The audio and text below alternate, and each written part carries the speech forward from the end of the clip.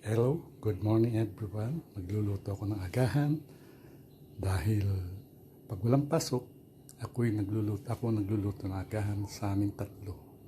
Pag may pasok, sila nagluluto. Pero kung lunch at dinner, sila naman nagluluto. Hindi ako, yung aking dalawang dalaga. Ang aking ingredient, ang lulutuin ko, yan, nuggets, tsaka scrambled egg na may patatas, sangag na may bawang. Ngayon, na ako ng kawali. Masyadong malakas para hindi masunog at maluto ng tamang-tama. Painitin muna bago lagyan ng mantika. Yan. Yan, nilagyan ko na ng mantika.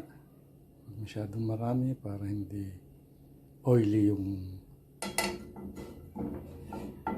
scrambled egg with patatas. Okay.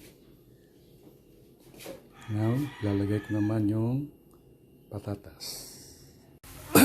Yan, nakalagay na yung patatas. Hintayin lang natin lumambot bago ilagay yung scrambled egg. Yan, malambot na. So, pwede nang ilagay yung scrambled egg. Wait. Yan na po yung scrambled egg. Nakalagay na. Perfect. Bilog na bilog. Hintayin ko lang medyo crispy ang gusto nila. Crispy. Yan po ang ating masarap na sinangag. Alam ko lang lutuin agahan. Mga tanghalian, hapunan, hindi ako marunong yan. Si Bianca nagluluto ng lunch at dinner.